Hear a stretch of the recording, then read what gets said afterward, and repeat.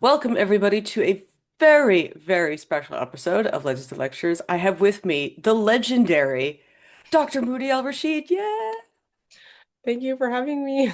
Dr. Moody, I think everybody, especially maybe not on the Twitter nowadays, but certainly on the Blue Sky, um, knows your posts, which are absolutely anachronistically delightful, about ancient Mesopotamia and their everyday problems, which is really why we're here. We're here to talk about not only your new book, Between Two Rivers, which is absolutely fantastic, and I saw named one of the best books of the year, which I certainly agree with. I think it's spectacular. So would you please, for those who don't know you, would you please introduce yourself, what you do, and tell us a little bit about your book?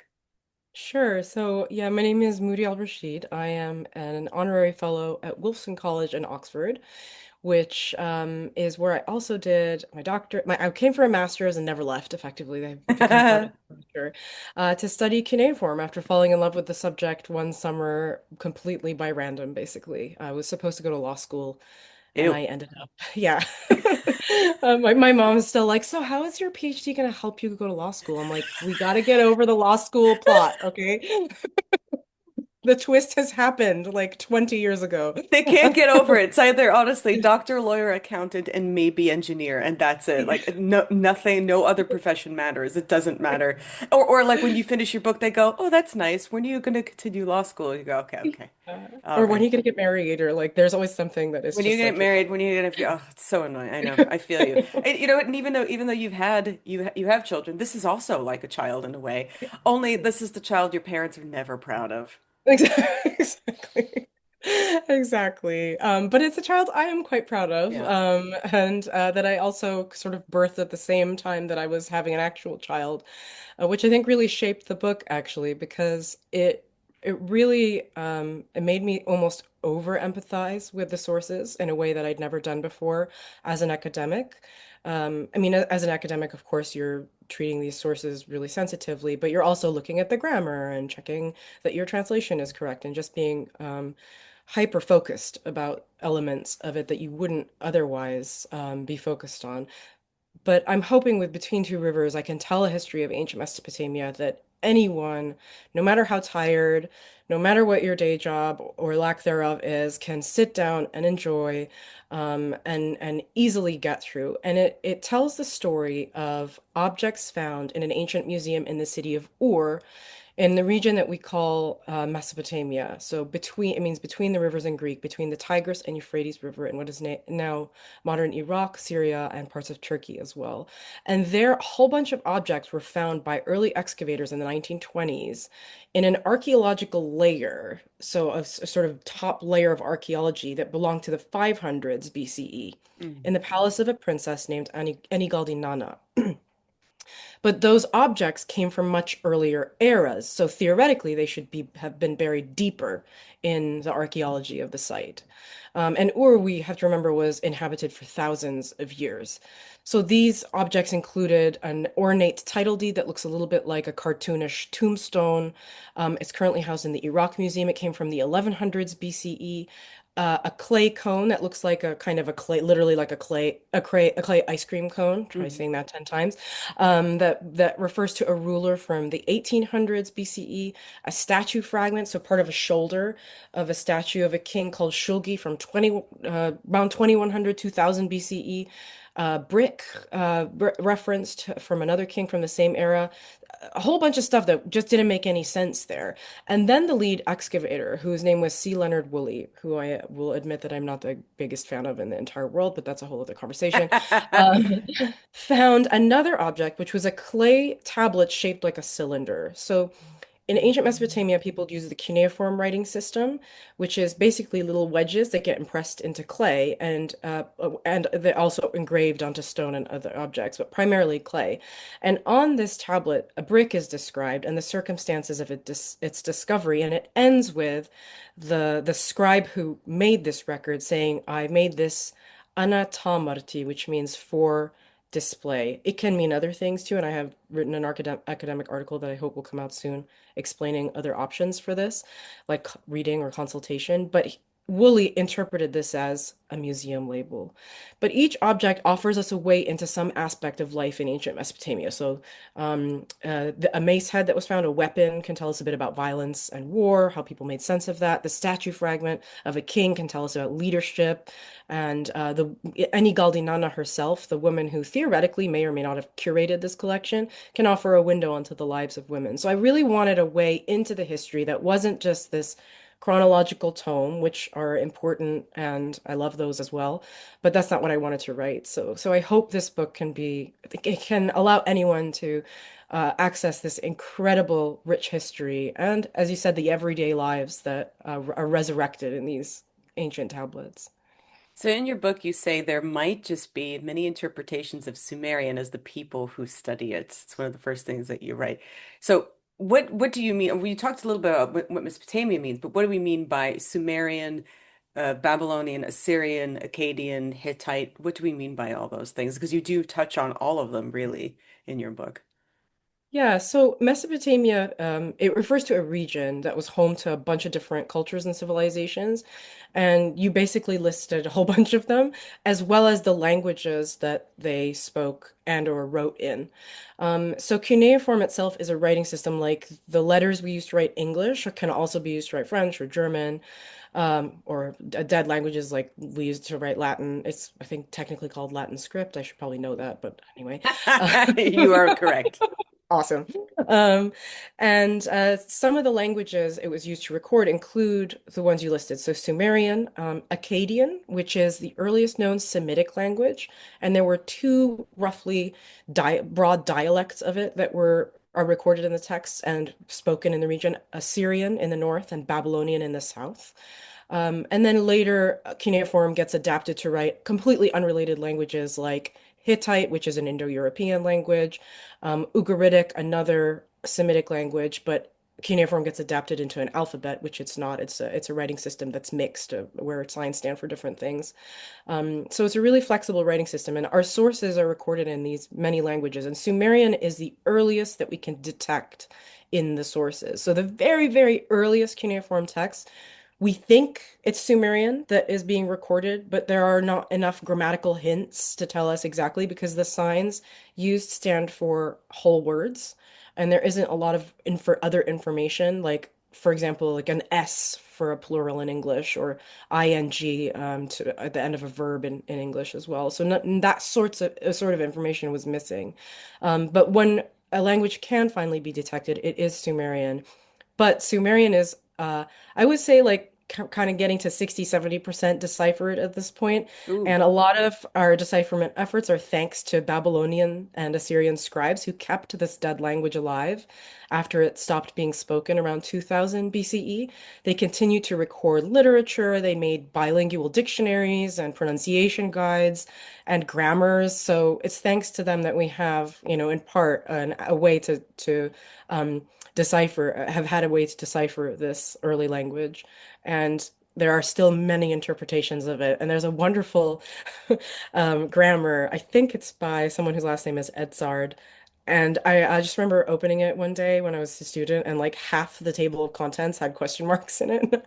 I was like, if the table of contents is like question marks, then the contents themselves are very much open to interpretation. But a lot of really interesting work is done on this language. If I anyone's, know.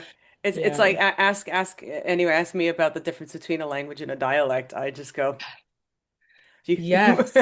you want to have that conversation? It's a very long one. So I can't imagine how many books you must have read because I don't think people realize that Sumerian was a dead language by the time that Akkadian by the time that most of the things that we read uh in cuneiform. I think sometimes people think that that's Sumerian. I'm going, yeah. No, Yeah. it's been gone already. Or it's the same difference between people think that, that ancient Hebrew and modern Hebrew are linked. You're going, no. Yeah, that's exactly right. Just because something looks the same doesn't mean that it is, or that it's pronounced the same, or that it has the same grammatical structure, etc. Also, in Hmm. your introduction, you talk a bit about my favorite friend and yours, Dr. Irving Finkel, Yes. and about his the oldest map in the world. So, since we're talking a little bit about where Mesopotamia is, can you tell us a little bit about the oldest map in the world? Yes, I think I have like a fake copy of Oh, it you have a somewhere fake here. copy? That's awesome. I ordered this on Etsy, and I Oh, think it that's was made by a fantastic. Turkish Amazing. artist. So this Fantastic. is a copy of the Babylonian map of the world. It has stuff on the back and the front, the front and the back. I don't know why I said it in that order. And it's wonderful because so here we have like the Bitter River encircling Babylon and Assyria, and here with the Tigris and Euphrates, and then you have these like mythological regions poking out, and then also a description of the universe and all the mythological creatures in it. So it's a really rich text that is both an attempt to kind of make sense of one's place in the world in a way, and of the world itself, while also kind of offering insights into how the mythology is connected with geographies.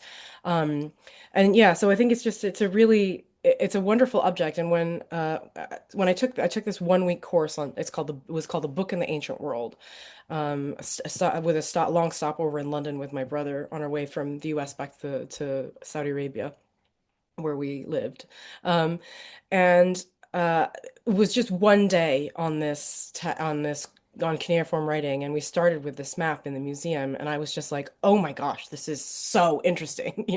This is just wild. And but like with so many texts from ancient Mesopotamia, it always goes so much deeper than you initially thought. So even something like a receipt for onions, for example, which while Hmm. you're translating it as a student, you might be like, ugh, like who cares about these onions purchased by this person 4,000 years ago in Ur? But like there's a moment in someone's life that is immortalized in this Hmm. really boring square-shaped tiny receipt. And how much onions cost and what tells you something about the world around them, which is just so incredibly cool. So I fell in love with cuneiform pretty quickly. Again, I was supposed to go to law school, and I sometimes compare it to I left the person my parents chose for me for the person I actually fell in love with. And I'm really glad I went with that because I think we only get one life really, so we should follow our hearts, not just romantically, but intellectually and every other aspect if it's an Also, you option. got to have that amazingly cool replica of that map, which is so dope. Oh my God, that is so good. I love Oh, that. yeah.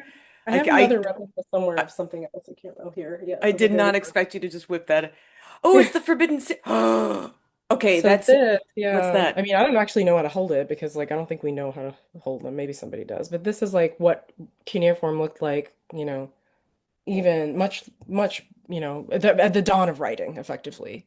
So totally different writing system to what you see on that map. In one of your early chapters, you say I've always been a bit of a nervous wreck, which again is I think relatable to every academic. But that's pretty much why I think because you had just mentioned how we get to see on the forbidden cereal, as the kids say, there everybody's little lives of onion receipts. One of my favorite receipts. I don't know if this is if the translation is true, but it goes through like seven different things that a person needed to get at the market that day. And then at the Hmm. bottom, the translation, and I don't know if it's real, is just it says slave buttocks. And I thought, amazing. Let's get some onions and some booty at the same time. It's fantastic. There one of the first objects that you mentioned is the clay drum. Will you tell everybody what the clay drum is? Yeah, so the clay drum is that that clay record I mentioned that C. Leonard Woolley uncovered in that museum that describes another object. It describes a brick that unfortunately is missing. No. Um, that that yeah, and it describes it. It doesn't just describe it and the circumstances of its discovery by a governor of Ur called Sin Balasu Iqbi. It also records the inscription that was on that brick in the font that it would have appeared in on the brick. So it's essentially like, I mean, there were about 1,500 years between this clay drum, this, cylindrical shaped museum label, supposedly made by a Babylonian scribe, and this brick that he's copying. So you can imagine that the appearance of the writing system has changed many times over in that humongous time period. So he's copying it in the ancient font, and there are other examples of scribes that have done this in this era, in this 600s, 500s BCE, where they copy. an old inscription in its original writing script stage. And there's like one mistake or two mistakes. I mean, Willie makes a big deal about the mistakes, but I think that speaks more to his kind of disparaging view of the topic. Um, and so to me, even if you don't see it as a museum label, which I actually don't see it as a museum label, uh, it's an interesting object because it offers a way into how important it was to preserve history and to be really accurate, like so accurate about it that you're writing it in a script stage in a font that you're not trained to write in. It's like nothing. It's like if I were to make a record for a copy out a text from, you know, something 200 years ago and try to do it in a Gothic style font with my hands, like I wouldn't even, I mean, I can barely write by hand anymore anyway. My handwriting is appalling, but I wouldn't even know where to begin with the kind of calligraphy aspect of it. So it'd be something like that. And he went to a great effort to do that. And scribes went to great effort to preserve these older texts in all sorts of contexts, whether it's glass making instructions or astronomical omens or a brick you know that dates to 2000 BCE. They did their utmost to preserve their own history, you know, for lots of different reasons to different standards than we might do it today. But I feel like that doesn't really matter. The value is still there of wanting to preserve some element of the past. Yeah, I think that everybody, most civilizations have this idea of carrying the past with them. And we're just the ones who go, ooh, exciting. Let's turn it into an academic study. Whereas I think that was quite normal for many other civilizations, and they're no stranger to it. I mean, they kept a lot of things. We always joke about on our program. We always joke about, prehistory and what does that mean? Why is it Mm, that in certain places they say that certain things are part of prehistory, other things are not part of prehistory? And we consider, a lot of in the academic field, things before Romans is prehistory. You just go, yeah. well, people like this kept their records, so why are they not part of that other side of things? In your Yeah. book, I think we can't get away from talking about Gilgamesh. And in your book, you do talk about, speaking of prehistory and writing things down, you talk about Gilgamesh and King Shulgi. Hmm. But you talk about my boy Enkidu, who I love Hmm. very much, saying that the goddess Uru fashioned him to be Gilgamesh's match. Hmm. But with the what please tell us what we know about Gilgamesh, and how has the many iterations of that story changed over time. You do touch a little bit on it in your book. Yeah, I mean, sorry, still recovering from this horrible cough, but so the Gilgamesh story, it's one I had to learn in the original cuneiform as a course requirement. So for a long time, I really didn't like the story, just like anyone doesn't like a thing that they have to do for an exam. I just associate it with stress. But revisiting it years later, I realized just what a powerful story it is in its various interpretations, as we learn more about the language and its own textual history. It's kind of made for even richer and richer translations. And if I had to recommend one today, I would say Sophus Hell, Helle, has written or has offered us a gorgeous translation Hmm. of the Gilgamesh epic, which I can't recommend more highly. So very roughly, it traces the transformation of King Gilgamesh of Uruk, a legendary figure who may or may not have been real, may or may not be based on a real person, from a tyrant who did horrible things to people. He forced them to build a nearly 10-kilometer long wall, which is very real, that is very thick. In parts, I think something like 300 million bricks went into building this wall, if you were to tally it all up. And even worse things to his population, to a king who ruled with care over his community. And integral to that transformation is our bestie, Enkidu. He is described as a wild man born in silence in the wilderness. And that's, for me, that's a really interesting detail because he's born from clay and the blood of a sacrificed, I think, goddess. Um, Not from a woman in childbirth who's screaming, you know, as one does when giving birth. It's just kind of no other option. And the deities send him to be Gilgamesh's match. In other words, to be someone who can meet this king kind of where he is. And Gilgamesh has a series of dreams before Enkidu comes into his life where he's going to love him like a bride. So there's a lot of kind of queer love undertones already before they even meet. But then I think earlier translators were a little hesitant to just call it what it is. I don't know why. Maybe yes, because it's not actually hasn't it was like early 2000s that one of the most integral translations came to be. So we're not talking about, 200 years ago. And it is a really beautiful story. And they go on these, I kind of like to think of them as side quests because even though they're a big chunk of the story, I actually don't think the story really starts until Enkidu dies after one of these quests that they go on together. And Gilgamesh is so, grief-stricken, struck, whatever, that he doesn't even want to bury the body because he's not ready to let go, sort of like that first stage of grief. Until a maggot crawls out of Enkidu's nose, and then he thinks, okay, yeah, we actually have to have a funeral now. And there's this really sumptuous funeral that he has for him. And then he goes on this journey, and this is where I think the story starts, in search for the key to immortality. And he thinks to himself, well, who's going to know the answer to this? The only living immortal man, who is a man named in this epic Utanapishti, who survived the great flood that nearly wiped all life off Earth. So he goes on a quest to find this guy, and he sort of journeys beyond the limits of the known world. It ties really nicely, actually, into this map because some of the regions, they kind of you can imagine that Gilgamesh finds in this almost sci-fi fantasy journey are also referenced in other texts like this map. Um, but anyway, so he goes on this epic journey. He finally finds Utanapishti, and Utanapishti's kind of response to him is to say, "You're asking the wrong questions. Like we don't need immortality as individuals. We need it as a community.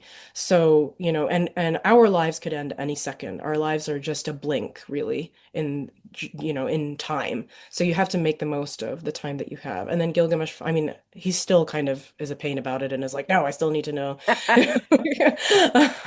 But when he finally gives up and goes home, he sort of stands on the walls of Uruk that he forces people to build, and he surveys the different sections of civilization and thinks, okay, actually, yeah, this is worth living and dying for. And I think yeah, that message is really something that I hope every leader today might take into their own way of leading, because sometimes it feels like that is not what informs political decision making. If only more leaders were academics. Ooh.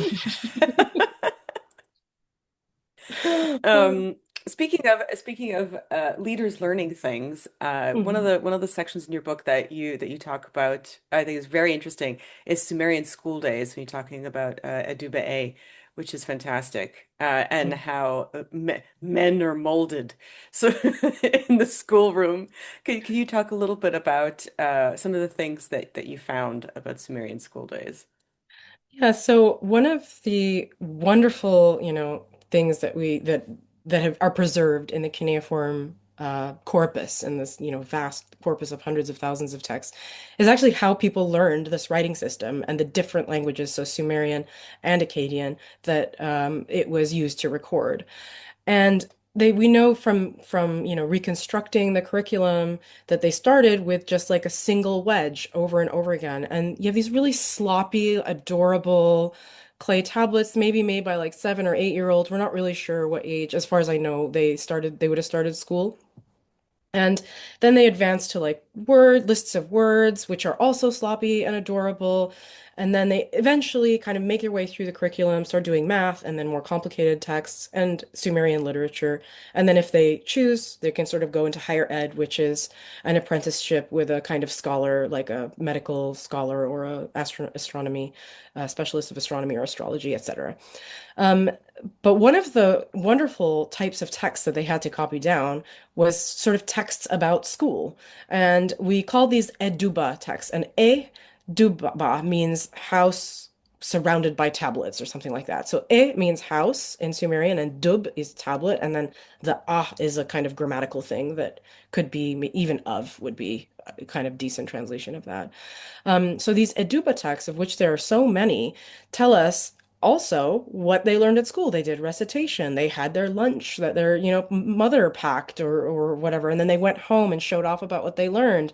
But they also faced some pretty like horrendous disciplinary action for having bad handwriting or being bad at Sumerian, which I would have totally been in that place because my Sumerian, I just like couldn't wrap my head around multiple interpretations of a single language, and I did not do well on those exams or in those classes.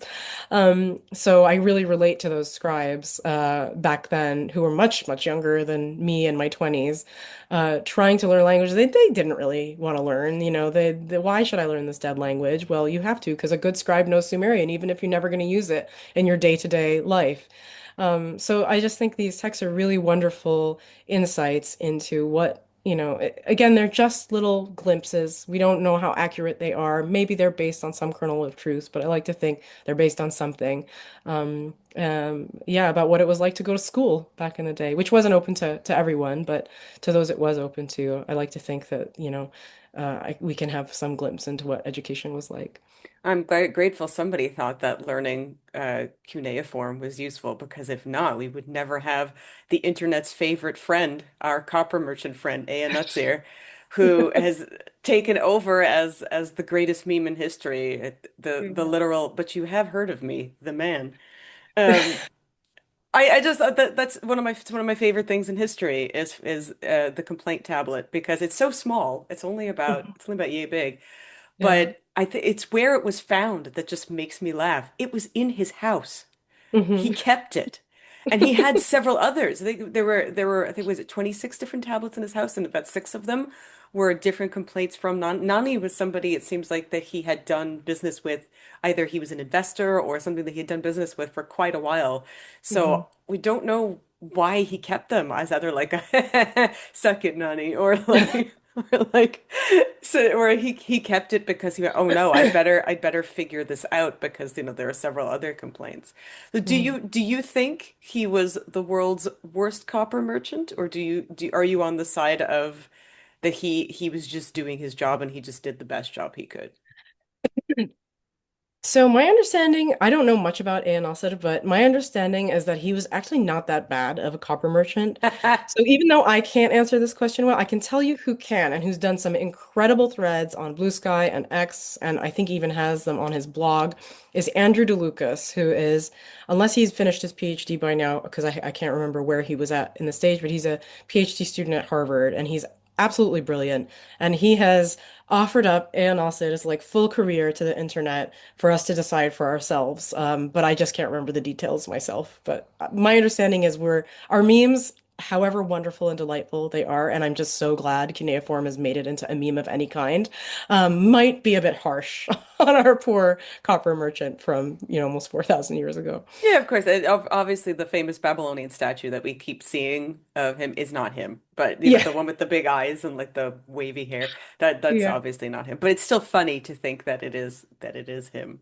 Yeah. Yeah. We do have a few questions for you Mhm. about specific things. So somebody wanted to know because you obviously you're on the Blue Sky and you post certain anachronistic things, which are wonderful. There's one that you posted that said the dragon face is the dragon face of a man, the dragon face of a man causing evil. But what is the dragon face? What is that? What is that symbolism? Yeah, I don't remember what text this is from, but imagine it's talking about the Mushkushu, which is a dragon in Babylonian mythology. This is a dragon that's on the walls of Babylon as well. It sort of looks more like I don't know, cross between a serpent and a lion or something like that. Not the way we imagine a dragon today. And I imagine this is also a description of maybe a demon. I don't know what the context is, Hmm. but there are lots of descriptions of demons that employ hybrid or animal descriptions, metaphors, talking about the amount of terror they might elicit. So I don't know exactly what this one would be about, but I am a big fan of the Mushkushu dragon and love all mythological creatures from ancient Mesopotamia, That's however. awesome. Fantastic. Somebody wanted to know about Sumerian dishes and why it is that Sumerian leek stew is called the unwinding. Ooh, that's a great question. So I think it's Old Babylonian, the stew that's called the Unwinding.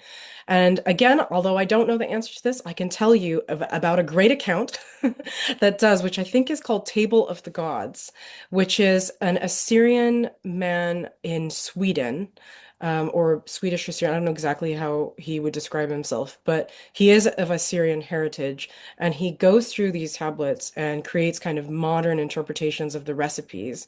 So it may be something to do with the method. I mean, when you're making a stew, you're doing a lot of unwinding. You're doing a lot of stirring and unwinding things from each other. So maybe that had something to do with it.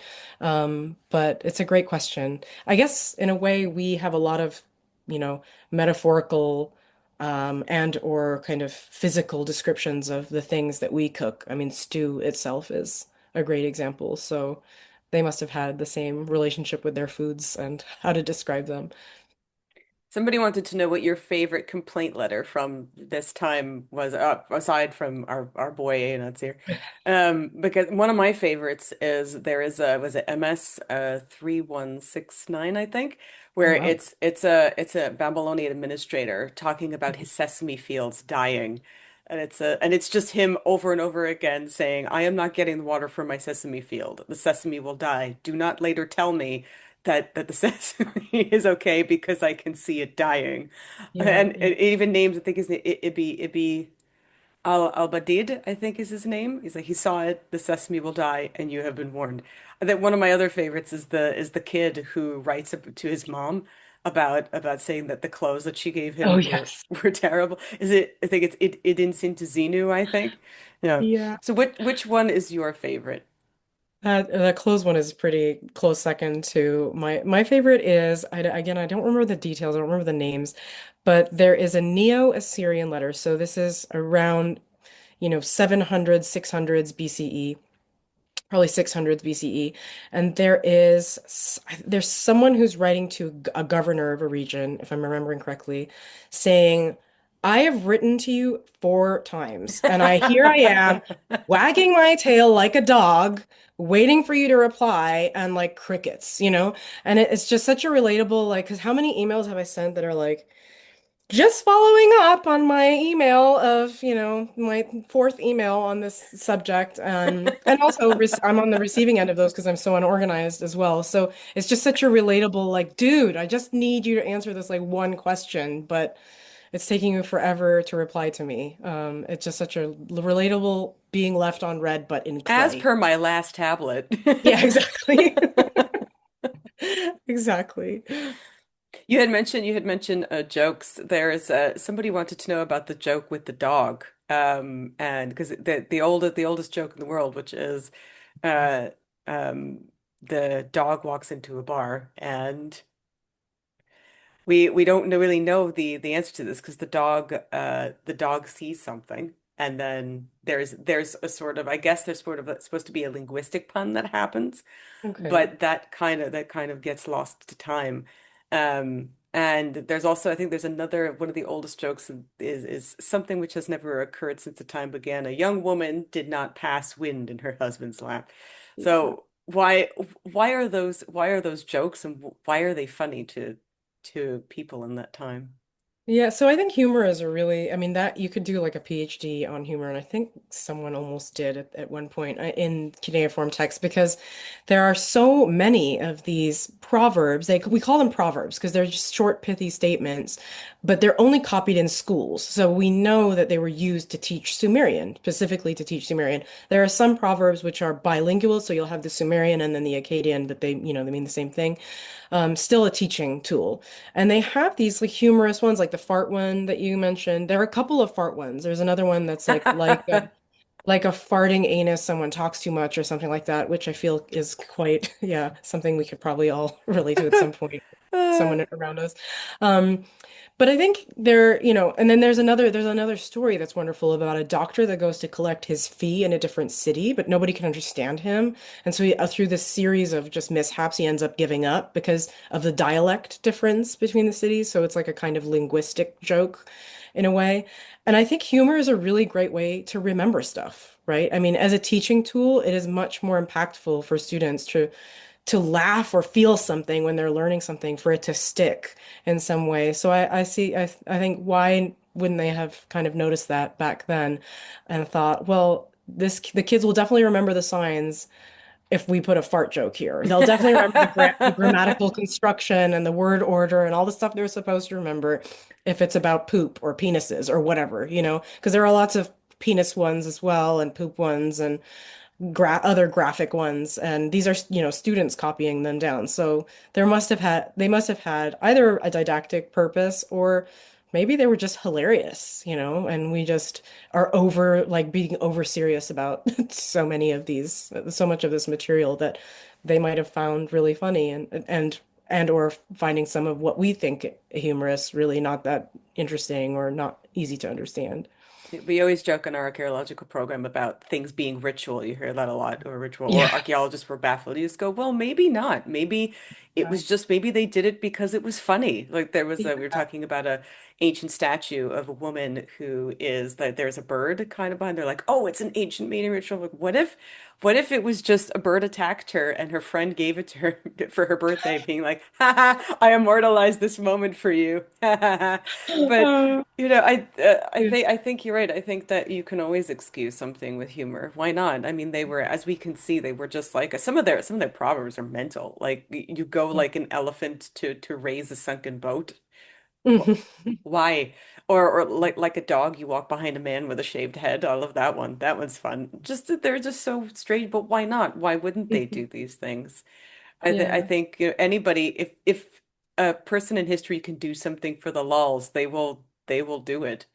I mean, Yeah. unlike, there obviously there are other serious writers. Actually, you talk about in your book, you talk about the first author known by name in history, who is Hedwana. I hope I pronounced that correctly.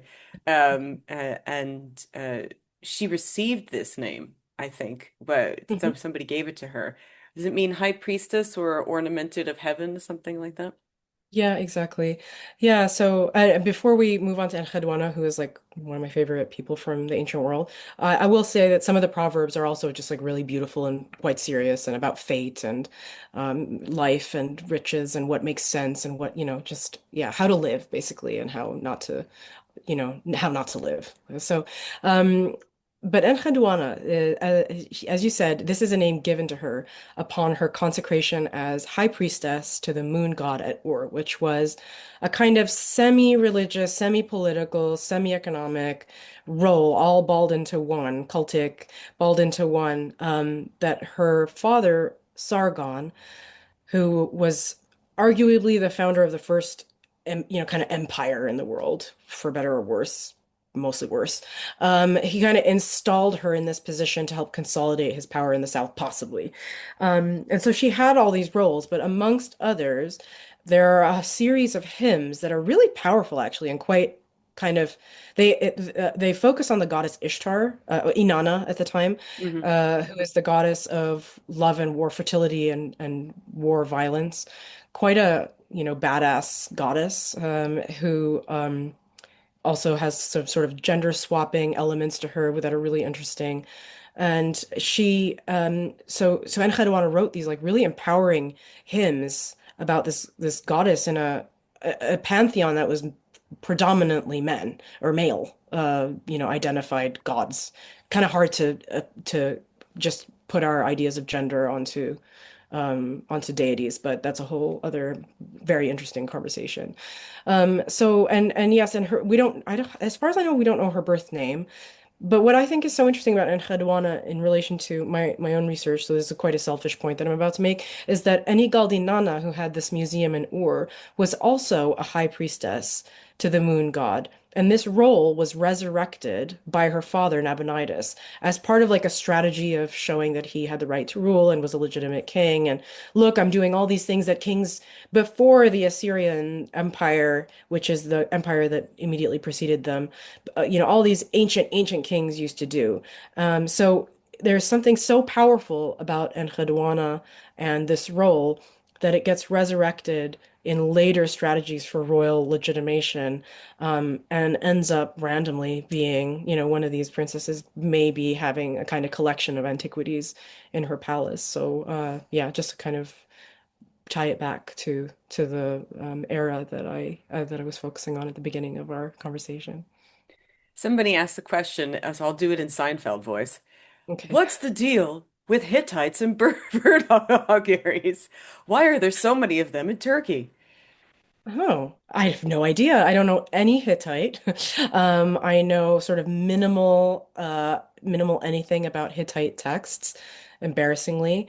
I know there's one wonderful text about, giving offerings to a tree before cutting it down, which I think is really quite poetic and beautiful because to a juniper tree, I think.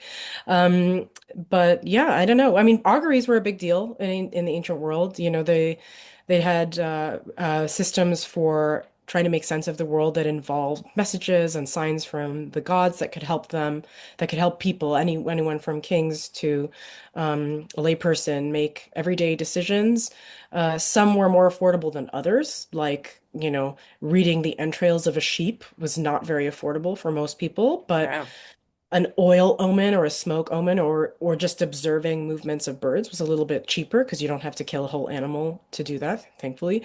So yeah, I think that's the only way I can really answer that. So people just really cared about, sorry, Cal, settle, buddy. That never works. I don't know why I try. Hi. It's like, Uh, wow, I'm tired. Give me 1 second to give just a pat him or something. Wait. Bed. Your bed. Bring him in. Bring him in. Oh, do you want to see him? Yeah. Oh, I'll get Juno to come. Come on, Juno. This way.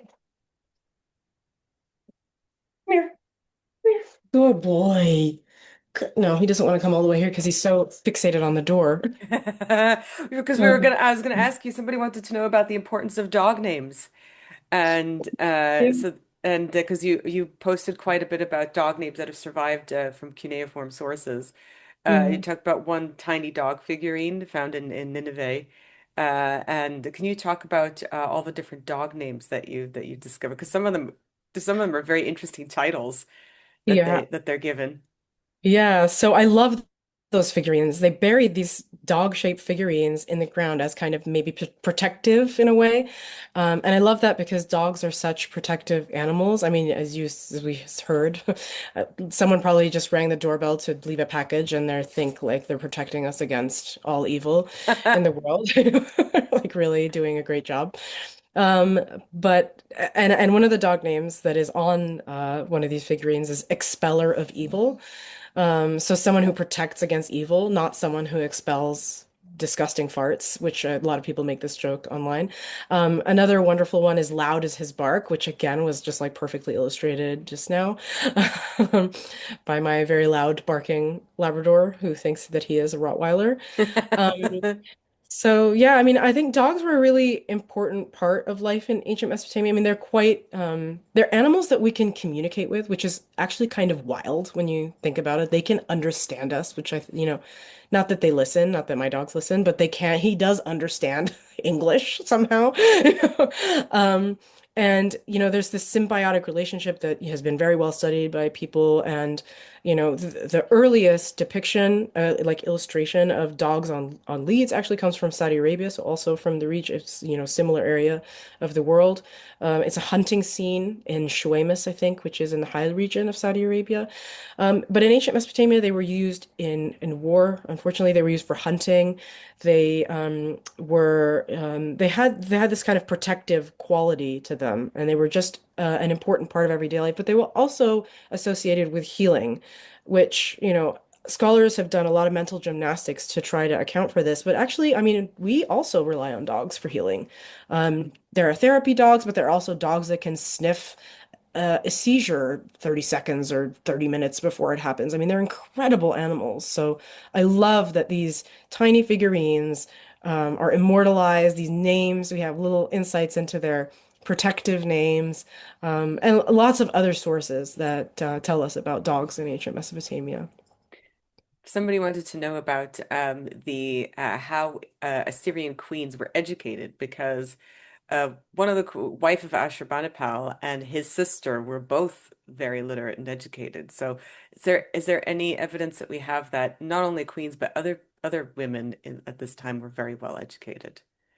Definitely. There is not as much, which doesn't necessarily, I mean, absence of evidence isn't evidence of absence Right. all the time, but there's not as much, but there is evidence that girls went to school, even way before the Assyrian queens, so around 1800 BCE in the city of Sippar. There are some school tablets that are signed by scribes with a feminine marker, or scribes with names that have a feminine marker at the beginning of the name to tell us the gender of the person writing or of the person to whom the name belongs. And there were scribes who were working. There's one, I'm forget her name, Amma something. She worked for about 30 years as a scribe in the city of Sippar. And it was kind of, it wasn't open to everyone. Again, just like it, with boys and men, it wasn't open to everyone to become a scribe or a scholar. But it certainly was something that we have evidence that women learned, and to quite a high degree as well. There are even medical tablets that are sometimes signed by women physicians, and women served as midwives, which is quite a difficult thing to learn and to do. So there is quite good direct and indirect evidence that women did lots of cuneiform as well as girls and women as well as boys and men. And actually, there's a really early physician, Ubartu, from around 2100 BCE, I think, who's referenced in text as well. So this isn't just something in the later periods. Wow. So, Between Two Rivers, if you have not read it, I highly recommend you do. I was very lucky. And so in Canada, it's actually very hard to get any academic text. But this funny story, I was actually looking for this and they said, oh no, we don't have any left. And I was at the cache and this was sitting at the cache. Somebody had made a choice and decided to leave this wherever they were about to buy it. And I saw it and I just went, yoink and I was able to finally take it home months and months and months after it was actually published. What is your favorite thing from the book? And what are you working on next? Tell us about the next book. Yeah, I mean, I think my favorite thing in the book, is sort of like a general point, which is that I really tried to make sure that it wasn't just like about kings and queens. There is a chapter specifically about kings that Mhm. also, because of the statue of a king, that also talks about queens. But I wanted it to be about everyone in a way, like everyone that there were sources about. I wanted to have some hint of that or some deep dive of that into the book. So, I have a lot of favorite moments of these everyday lives, some really devastating, some really joyful, but there's one that always sticks with me because it really feels like we have and we need that kind of courage today. There's a woman named La Tubashini in who lived in Babylon in the 500s BCE, and she was sold into slavery, so she was an enslaved woman for most of her life. And I would imagine she was a girl at the time that this happened, um, even though the texts don't tell us her age. But she gives birth to six children. I mean, one has to assume there were more because of mortality rates. Mhm. But she has these six children who end up inheriting her enslaved status. But at some point, she's manumitted, so she's freed. And her kind of first recorded act, is to fight for the freedom of her children. And she takes on a really powerful family in Babylon to do this. And it just feels like we are all kind of in positions where we need to take on these sorts of fights because of where we find ourselves in this, world that is just an absolute mess. And I think her courage is really inspiring. And I'm so glad that I stumbled upon her story and found a way to bring it into the book. But there are lots like her in the book, and I think that's my favorite bit is just the people, the moments, the guy buying onions, the woman fighting for the freedom of her children, the letters back and forth between spouses who are really annoyed at each other. Just those human moments that that's what I wanted to highlight in the book, that we have those moments still, and we can remember those people. I hope there will be a sequel because obviously there's so much more on the forbidden cereal that we need to know. I don't think people realize how small some of these tablets are. They're like this. They're maybe about 1 inch, 2 inches high, and Yeah, yeah. you can fit. Right. They look like Chex Mix in a bowl of cereal. They're really incredible, and Yeah, some of them, some as you say, some of them have things on the back as well. yeah. Sometimes they get compared to dog biscuits, or chicken scratch or whatever, but I think they're gorgeous. Oh, they're amazing. And it's like I say, it's amazing that we have people today who can still interpret them. Thank you so much for sharing all of this with us. I can't wait for the next adventure. I hope it'll come soon, whatever it is. I hope you're working on new things. I Uh, am, yes, hopefully. Hopefully if I can find time, I will finish soon. I know it's so hard when you have young children and a dog who's very eager for your attention. Uh, Yeah, three. so I, but thank you so much for sparing any bit of time with us. I'm so glad for this. I really hope that people go out and read this because it is such an approachable book and really about the simple, not only about the great lives of kings but really about the simple lives of everyday Mesopotamians. And it's really a fantastic book. And congratulations on the one of the books of the year. I think you absolutely deserve it. Thank you. Thank you so much. Thanks for having me and for such great questions.